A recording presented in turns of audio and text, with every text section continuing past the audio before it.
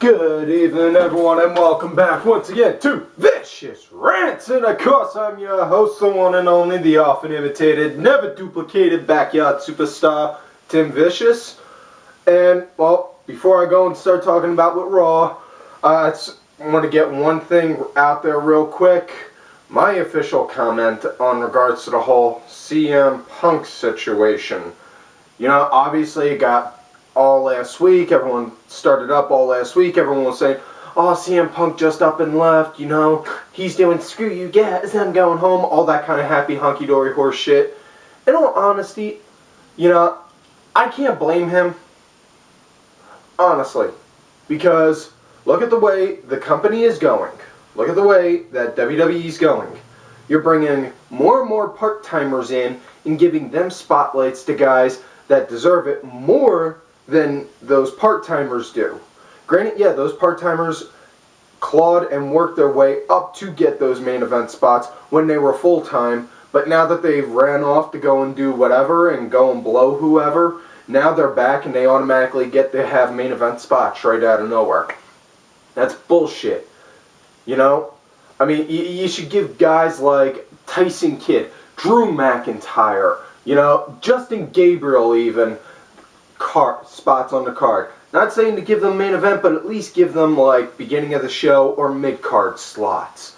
You know, instead of having guys like Brock Lesnar, Rock, and Batista steal that spotlight. You know? It's bullshit. And on with the news. Anyways, last night's Raw started out Randy Orton walking down to the ring. You know, again with no pants. Randy, seriously. Go to Walmart. It costs like 15 to maybe 20 bucks. Buy a pair of sweatpants. Buy a pair of sweatpants, a pair of ratty ass jeans, or even a set of gym shorts. You know? But on with that.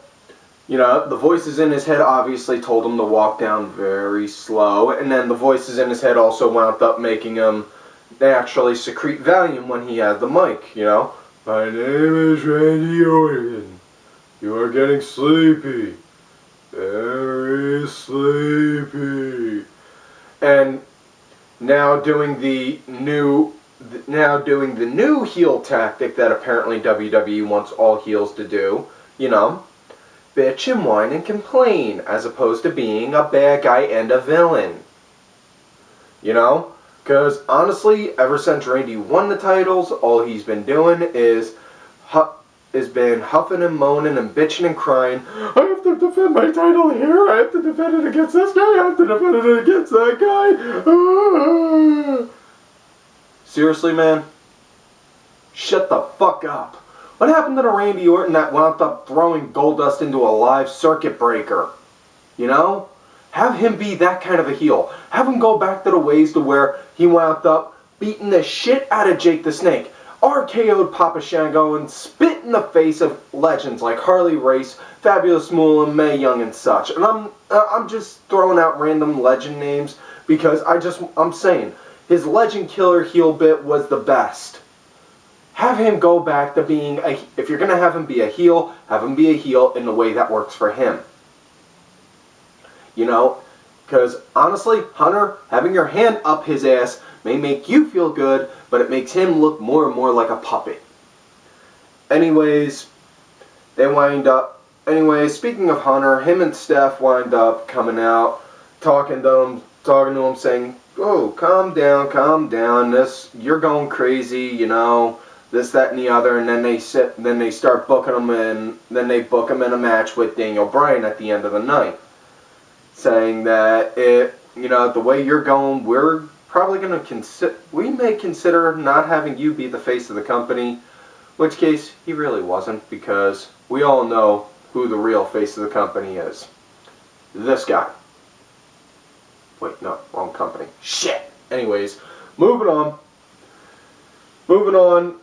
First match of the night, Shield versus Big E, Kofi, and Ray. Kind of surprising at the fact that Shield and Rey Mysterio got the regular entrances, and Big E and Kofi got the jobber entrance. You know? I mean, all in all, it was a good six-man tag match. I mean, wasn't obviously like pay-per-view-esque quality, but in all honesty, I haven't seen a bad tag match that the Shield's done yet. And Ray, he hit all his good spots. Ray hit all the good spots, you know, and my Twitter wound up lighting up like the 4th of fucking July because Roman wound up bleeding. They're like, oh, he's bleeding, the Attitude Era's back. No, you fuck knuckles. That's not the case. He wound up getting caught with, he probably wound up getting caught by by his side of the boot, and that's why he had to get the stitches right there. You know?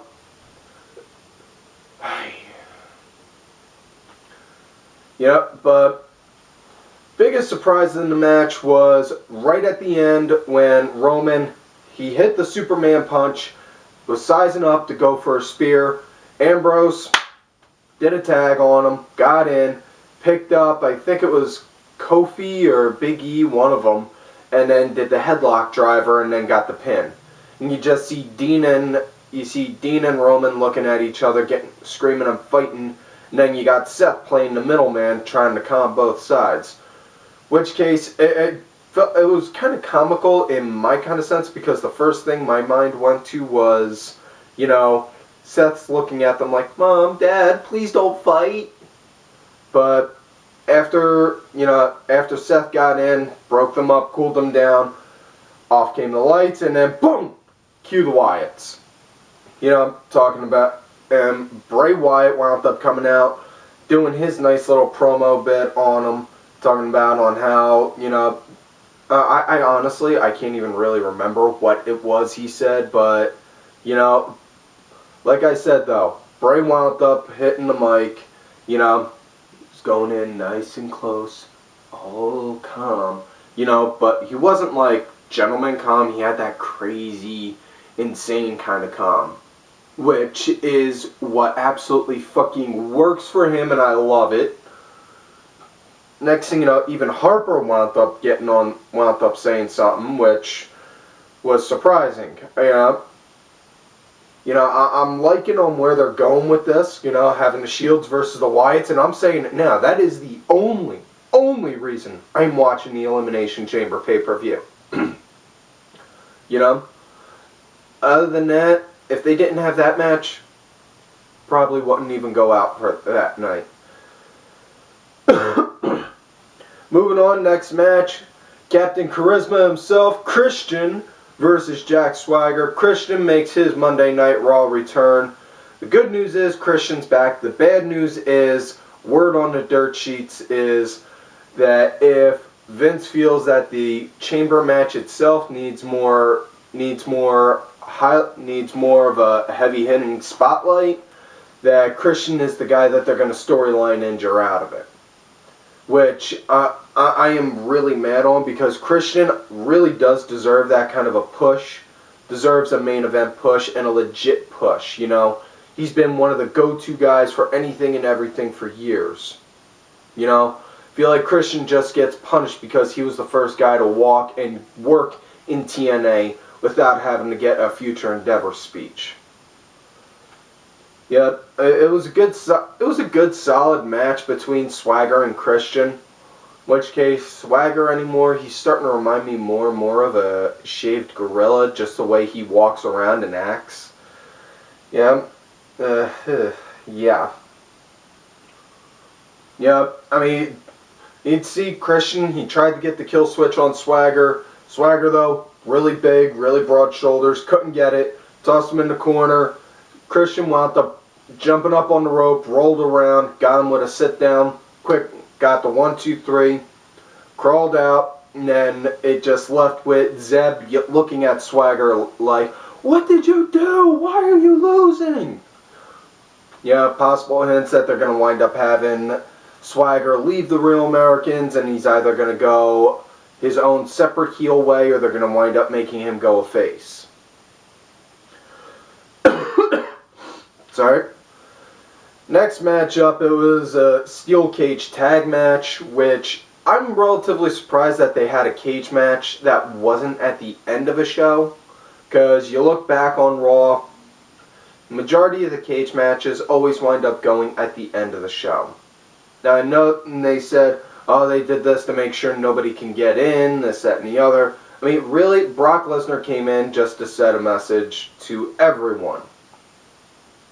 Yeah, who do you think is going to come in and try and run interference for either team? That's my thing on that. Other than that, the match itself, it was... honestly, I really don't want the Outlaws there as a tag team, and I know I'm going to get a lot of heat from you internet and Attitude Era fanboys saying this, but honestly, the New Age Outlaws have become aged Outlaws. People say Billy Gunn hasn't aged in a day. His hairline is farther back than fucking Hulk Hogan's, you know? I mean, Road Dogg don't do the dreads no more. They can't do any of their normal lines. You know, the most you get is, and when they go and do the crotch chop, it's at the midsection, not even at the crotch. Yeah, I mean, I just don't see on how bringing a tag team from 14 years ago in is going to reinvigorate the current tag team division. You know? That's like saying you're gonna go back in time and get President Lincoln to reinvigorate the political party here in the U.S. It's completely nonsensical. My biggest gripe with that match, though, was at the end when Cody looked at Road Dogg, then up, and automatically you knew once he looked up he was gonna say, you knew he was gonna do the moonsault. My big complaint was when Cody went up. Once he got up, he did it, and he barely even grazed Road Dogg's arm. He barely caught his arm. Now, Road Dogg did a phenomenal job selling it, but for the love of God, what the fuck? Road Dogg, seriously. You come from the Armstrong family, you would think you would know to try and find a way to work closer so that way you would be near so you don't risk hurting him. You know? Anyways, after the moonsault, Billy picked him up. Billy picked up Cody, hit the Famouser, got the 1-2-3. They walked out tag champs.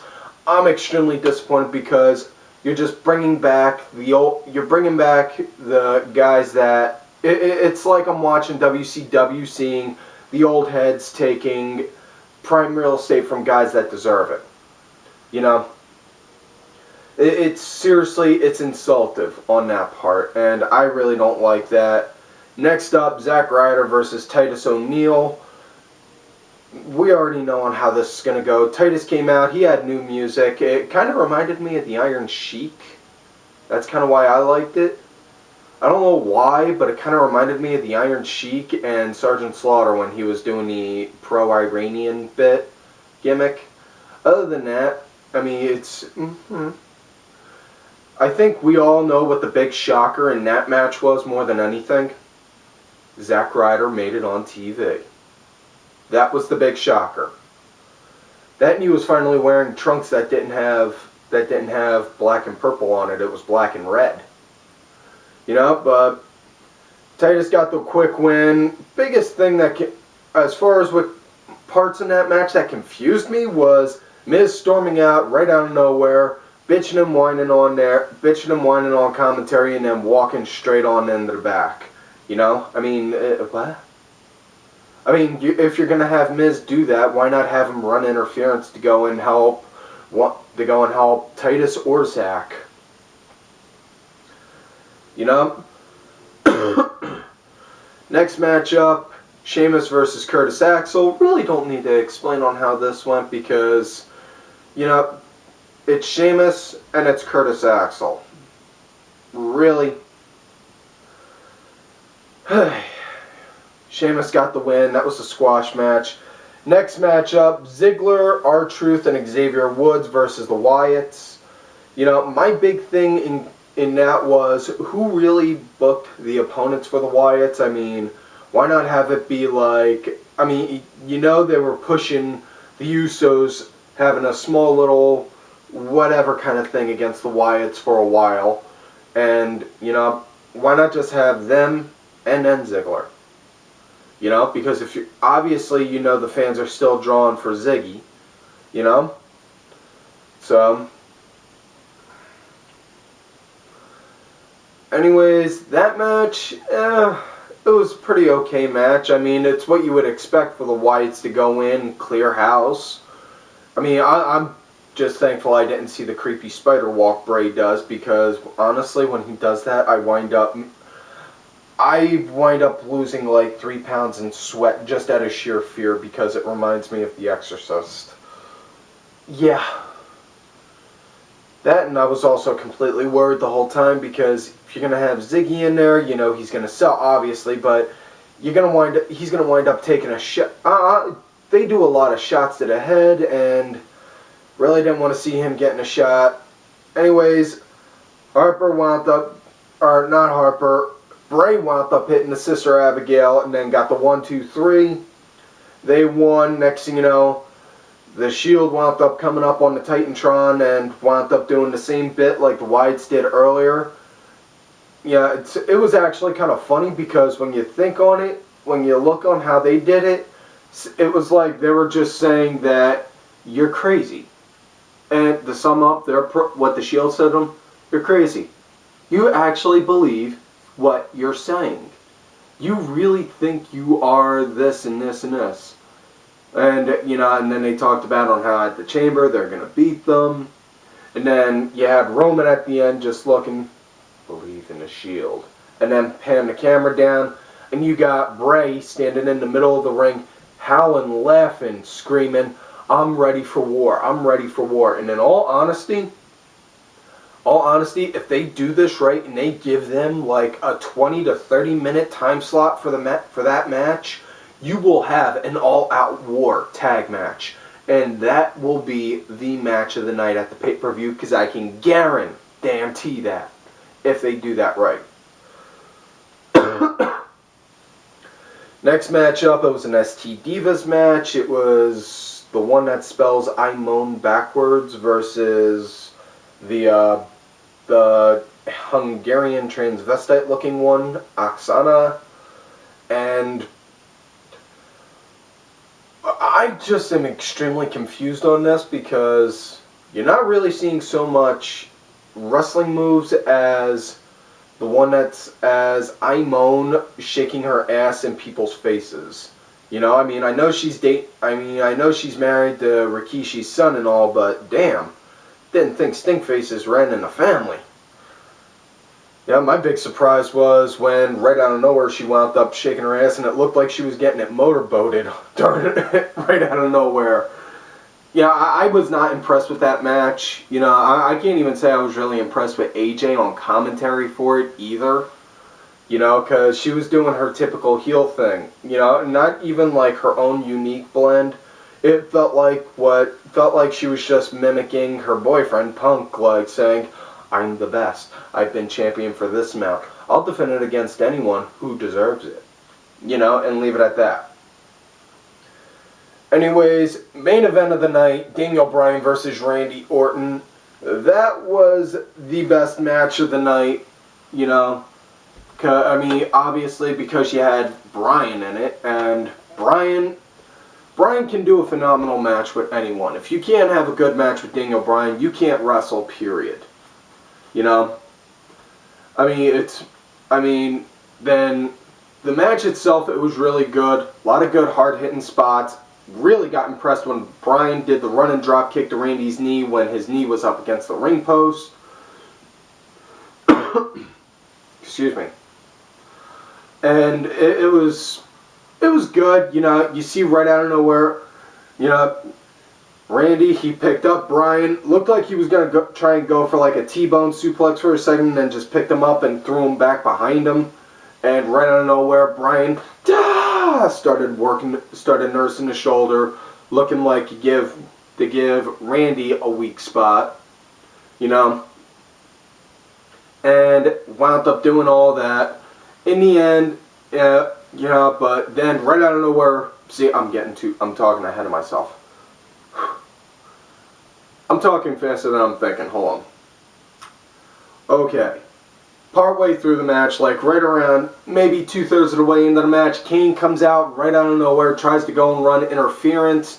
First time they showed Kane since the Rumble, and on all obviousness, it's all obviously we all know why, because they didn't want to have Kane draw heat for the CM Punk thing, and then have the crowds keep chanting like they were, which case I was extremely mad at Omaha last night for constantly doing the CM Punk chants. And all you CM Punk marks can get mad at me for saying this all you want, but that's the God's honest truth. You know, Lance Storm said it best. You want to show on that you're angry and that you're protesting, you know what you do? Stay quiet through the whole show. A dead crowd will say a hell of a lot more than a loud crowd chanting for one guy over and over. You know?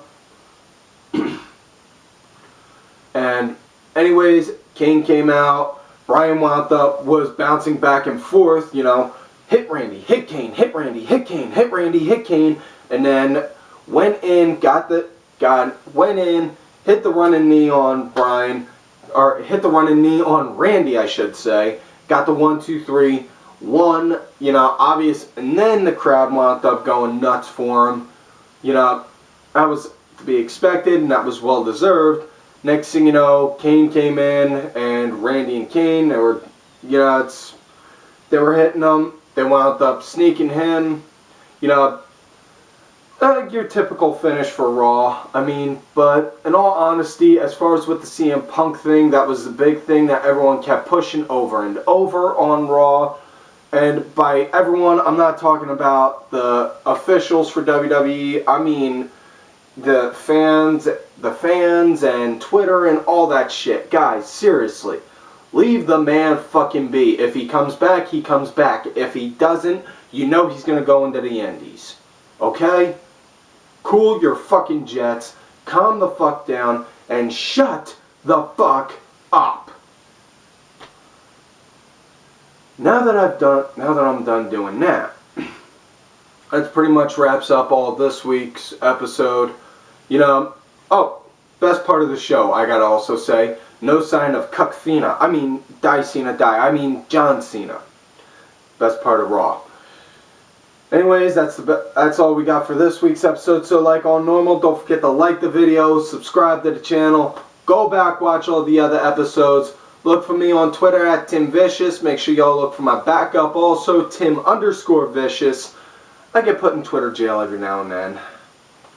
Also, don't forget to check out all of these cool ass cats right here on Twitter. My brother from another mother, James Belmont, JX2001. That Roxy Girl _ it's V bitch. James, Roxy, and Vicky all have their own YouTube pages. Make sure y'all check them out.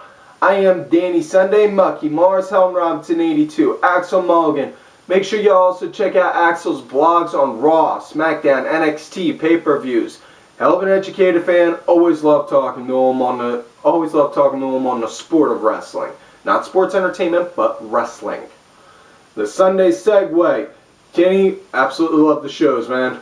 Sinfully Sabrina, Cranky Asshole, Legion Lady Aaron, Oliver Ben, and Just a Stupid Mark. Make sure you check out Ollie.